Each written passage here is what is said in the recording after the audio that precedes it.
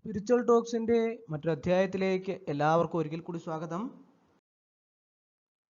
ഓരോ ജന്മനക്ഷത്രത്തിനും ഓരോ പൊതു സ്വഭാവങ്ങളുണ്ട്.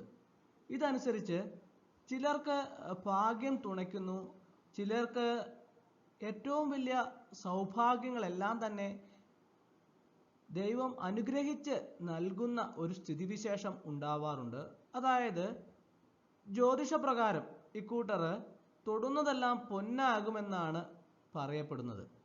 ജ്യോതിഷപ്രകാരം 27 നക്ഷത്രങ്ങൾക്ക് പൊതു സ്വഭാവമുണ്ട്. ഇതിൽ ചില നക്ഷത്രക്കാർക്ക് ചില പ്രത്യേകതകൾ കാണുന്നുണ്ട്. ഇത് പൊതു സ്വഭാവമാണെന്ന് ആണ് പ്രധാനമെന്ന് നമുക്ക് പറയാം. കാരണം വെച്ചാൽ ജനിച്ച സമയവും ജാതകവശാലും ഓരോരുത്തരുടെ നാൾ പ്രകാരം വ്യത്യാസം വരുമെങ്കിലും എല്ലാ നക്ഷത്രക്കാർക്കും പൊതുഫലങ്ങളുണ്ട്. ഇതിൽ നക്ഷത്രങ്ങളുടെ പൊതു സ്വഭാവം അനുസരിച്ച് ചില നക്ഷത്രക്കാർക്ക് ഭാഗ്യം കൂടെ ഉണ്ടാകും.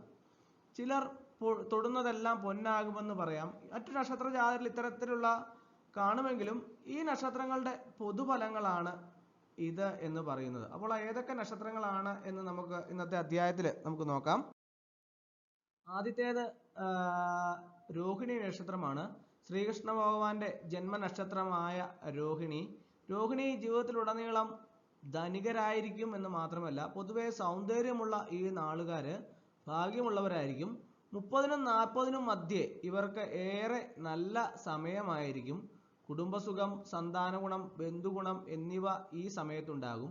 ഇവർ സ്ഥിര ചിത്തരായിരിക്കും. ഏത് ആൾക്കൂട്ടത്തിൽ ചെന്നാലും ഇവർ നേതാവാകും.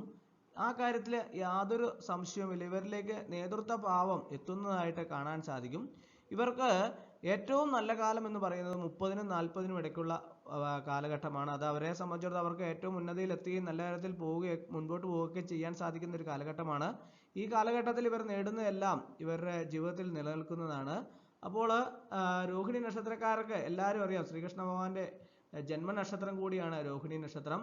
ഈ ജീവിതത്തിലുടനീളം ഇവര് ധനികരായിരിക്കുമെന്ന് മാത്രമല്ല, പണത്തിന് യാതൊരു ബുദ്ധിമുട്ടും ഇവരുടെ ജീവിതത്തിൽ ഉണ്ടാകാൻ സാധ്യത വളരെ കുറവാണ്. അടുത്ത നക്ഷത്രം ഏതാണെന്ന് നോക്കാം. അടുത്ത ഉത്രം നക്ഷത്രമാണ്. ഉത്രം ഇതിൽപ്പെടുന്ന അടുത്ത നക്ഷത്രമാണ്. ഇത് അയ്യപ്പസ്വാമിയുടെ നാളാണ് അല്ലേ, എല്ലാവർക്കും അറിയാവുന്ന ഒരു കാര്യമാണ്. പൊതുവെ ശുഭനക്ഷത്രം എന്നറിയപ്പെടുന്ന ഒന്നാണിത്.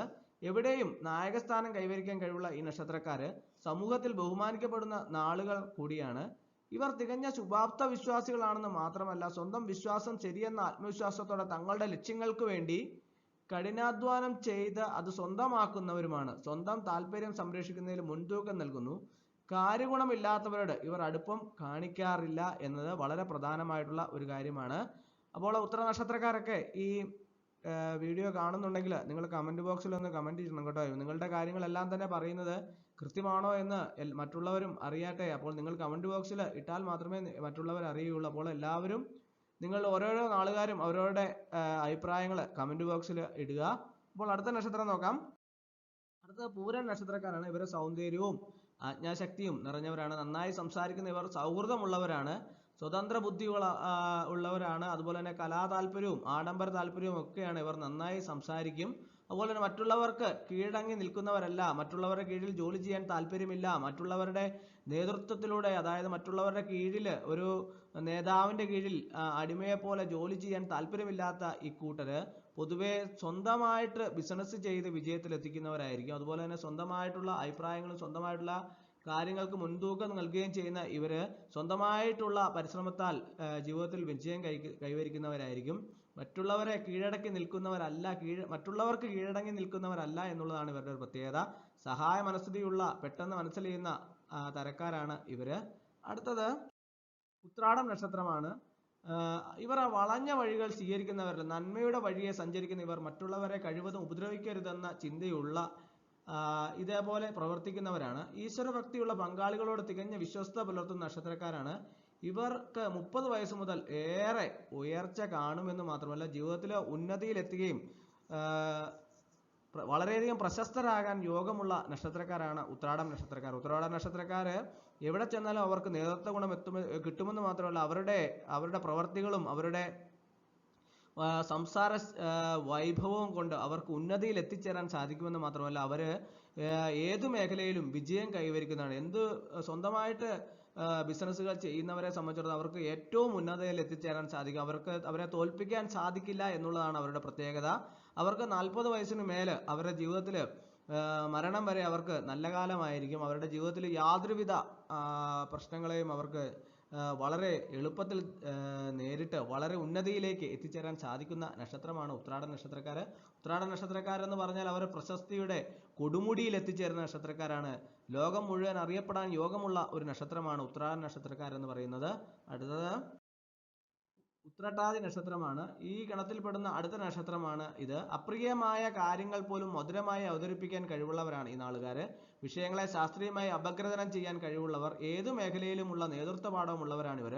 ബുദ്ധിമുട്ടുന്നവരെ സഹായിക്കുന്ന മനസ്സാണ് ഇവർക്ക്. ശത്രു നീക്കങ്ങൾ ഇവർ മുൻകൂട്ടി മനസ്സിലാക്കാൻ സാധിക്കുകയും അതിനെതിരെ ഒരു തടയിട്ട് അവരെ തോൽപ്പിച്ച് മുന്നേറാനും സാധിക്കുന്ന നക്ഷത്രമാണ്. കൂടുതലായിട്ടും വിദേശവാസ യോഗമുള്ള നക്ഷത്രക്കാരാണ്. വിദേശത്ത് ജോലി ലഭിക്കുകയും വിദേശത്ത് സ്ഥിരതാമസമാക്കിയവരും വിദേശവാസ യോഗം കൂടുതലായിട്ടുള്ള നക്ഷത്രക്കാരാണ് ഉത്രട്ടാതി നക്ഷത്രക്കാർ. അവർ വിദേശങ്ങളിൽ പോയി അവരവരുടേതായ രീതിയിൽ പ്രവർത്തിച്ച് ഉയർന്ന നിലയിൽ എത്തിച്ചേരുന്ന നക്ഷത്രമാണ് ഉത്രട്ടാതി നക്ഷത്രക്കാർ. അടുത്ത രേവതി നക്ഷത്രമാണ്. ഇവർ ഈശ്വരഭക്തിയുള്ളവരാണ്. ഏറ്റവും നല്ല ശരീര പ്രകൃതിയുള്ളവർ, ആത്മാർത്ഥതയുള്ളവരാകും. അതുപോലെ തന്നെ നല്ല രീതിയിൽ സംസാരിക്കാൻ സാധിക്കുന്നവർ, സ്വതന്ത്ര ജീവിതം നയിക്കുന്ന ഇവർ. ആരെയും അകോച്ചു കൊടുത്തില്ലെങ്കിലും ആരെയും വെറുപ്പിക്കുകയില്ല. സ്നേഹിക്കുന്നവർക്ക് വേണ്ടി എന്തും ചെയ്യാൻ മനസ്സുള്ള നക്ഷത്രക്കാരാണ് ഇവർ. അപ്പോൾ തൊടുന്നതെല്ലാം പൊന്നാക്കുന്ന നക്ഷത്രങ്ങളെക്കുറിച്ചാണ് ഇന്നത്തെ അധ്യായത്തിൽ ഉൾപ്പെടുത്തിയിട്ടുള്ളത്. ഇവർക്ക് ഭഗവാന്റെ അനുഗ്രഹം പ്രത്യേകമായിട്ട് ഉള്ള നക്ഷത്രങ്ങളാണ്. ഇവർ എന്ത് ചെയ്താലും ഇവർക്ക് ഈശ്വരാനുഗ്രഹം വേണ്ടുവോളമുള്ള നക്ഷത്രമായതുകൊണ്ട് തന്നെ ഇവർ തൊടുന്നതെല്ലാം പൊന്നാക്കും എന്നുള്ള കാര്യത്തിൽ യാതൊരു സംശയവുമില്ല. ഇന്നത്തെ അധ്യായം എല്ലാവർക്കും ഇഷ്ടമായെന്ന് വിചാരിക്കുന്നു. ഒരിക്കൽ കൂടി നന്ദി പറഞ്ഞ് നിർത്തട്ടെ. നന്ദി, നമസ്കാരം.